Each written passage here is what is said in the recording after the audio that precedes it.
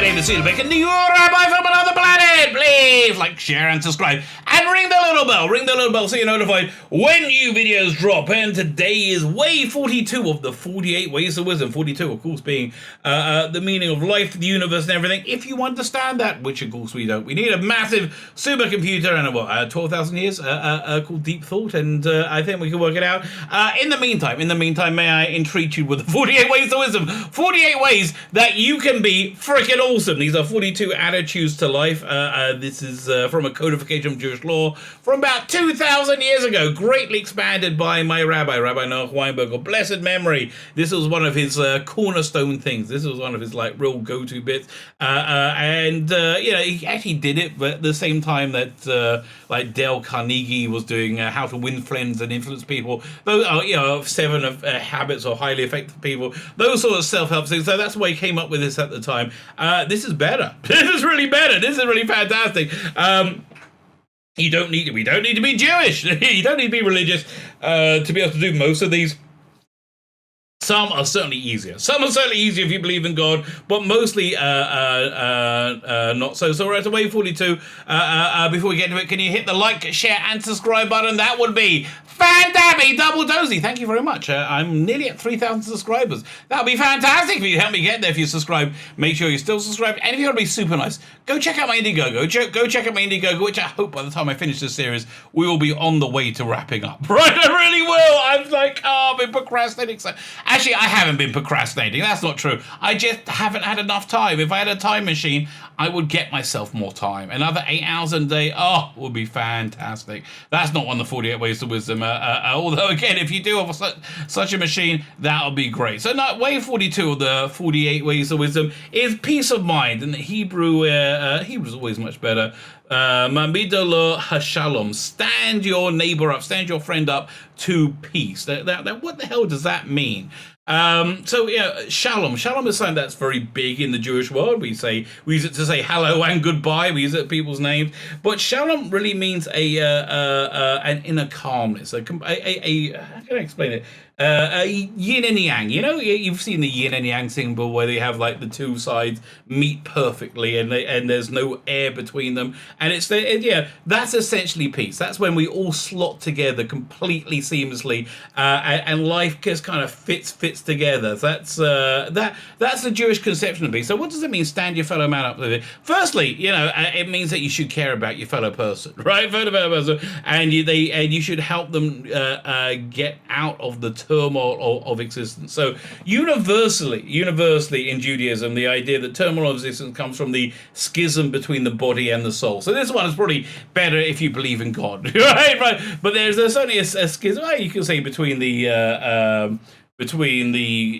ego and the superego, I think, or the id and the superego. Yeah, it's when you deal with that with that schism, right? That's where all conflict really comes from, because your body is essentially a short-term pleasure seeker, and there's lots of short-term pleasures that your body really enjoys. At least my body enjoys a lot of them a lot. I don't think I can properly quantify how much I enjoy them, other than a lot. I do enjoy them a lot, but I also have a mind and I think a soul, and the soul understands that the short-term pleasures you can give your body are always at the detriment of your soul. So what does that mean?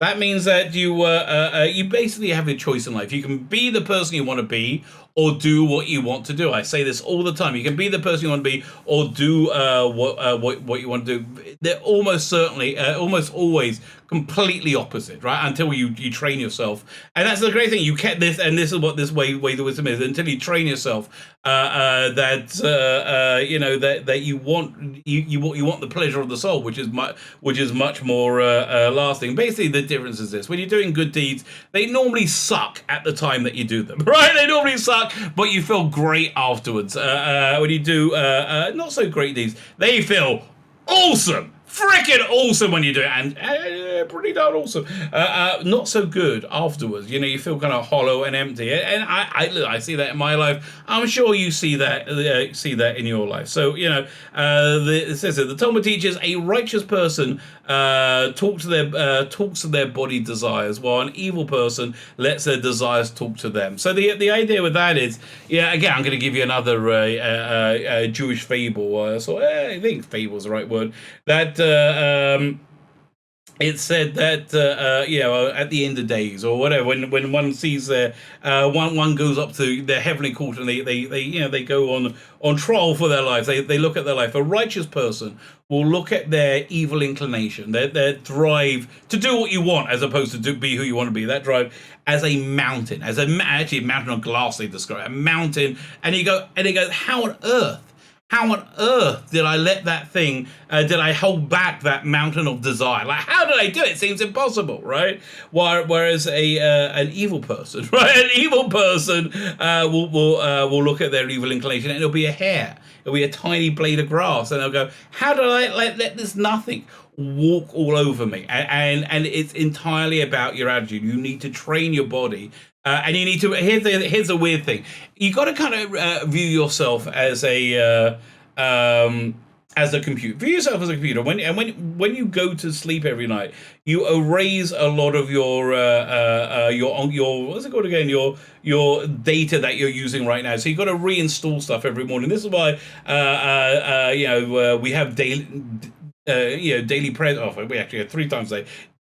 Daily prayer services. The idea is to reinstill into our body the truth that our souls know. Then that truth is that we don't just want to run after temporal pleasures of our body. Even though, and to be sure, I don't think I've been coy about this. The temporal pleasures, freaking awesome, absolutely awesome. But again, in Judaism, we do say that all these pleasures are available to you. There's always a kosher way of getting to it. There's a whole tractate in the part in the Talmud where it talks about how to make kosher versions of treif food. But look, let me tell you, nothing's ever as good as bacon. Right? Nothing. If anybody's thinking of converting to Judaism, don't. Look, bacon is awesome as a shellfish, and we have stuff similar, but nothing quite as good, right? Nothing quite as good. But basically, there is a kosher version for everything. They say, what if you're a bloodthirsty person? Like, what do you do then? Funny story. Funny thing. You know how I learned about this? I was when I was in Asia, this rabbinical seminary. We had these incredible teachers. One of them is Rabbi Berkowitz, who's this super genius, and an absolute super genius. And I was getting to ask him stupid questions all the time, like in a Jewish law class. Because we always wanted to goof off. So I'd ask him something like, let's say a vampire wants to become religious, wants to be a good person. What can he do? He needs to eat blood, right? What can he do? And he said, the first thing he said, you eat fish blood. But then he quoted this Talmud. He said, so what does a violent person do? Somebody, a bloodthirsty person do if they want to be religious? So he said, well, you can either be a slaughterer. It's called a shochet. There's a traditional kosher way to slaughter animals. You can do that. There's a lot of blood there. Or you can become a moil, somebody who circumcises people. Again, quite a fair bit of blood going on there. So but that's the point, is there are kosher ways of getting to any physical pleasure. But you have to, but they're not as easy. And that's really the thing. So so stand your friend up to truth. Your friend up to truth is you've got to address that schism within them, right, between their body and their soul. That's universally where all their depressions come from when they want to go one way or another. Pretty much universally, right? And so you just want this basic truth that I think we all essentially know is when you remind other people, you remind yourself. It's always the way when you lift other people up, which is why I do these videos, right? Because I see the comments and I love your comments. Thank you very much for them. But I know it lifts people up. When you lift other people up, it lifts you up, right? So let's look at the bullet points. Why is peace of mind a way to wisdom? If somebody doesn't know what they're living for, he's at war with himself. That's with themselves. Pretty much. It's a little bit, Yeah, bit hyperbole. You cannot have peace while being mediocre. That's true. There's no sitting on the because you have to make a decision, right? That peace comes from a genuine. That's that peace of mind. That internal peace comes from making decisions and walking firmly in that direction.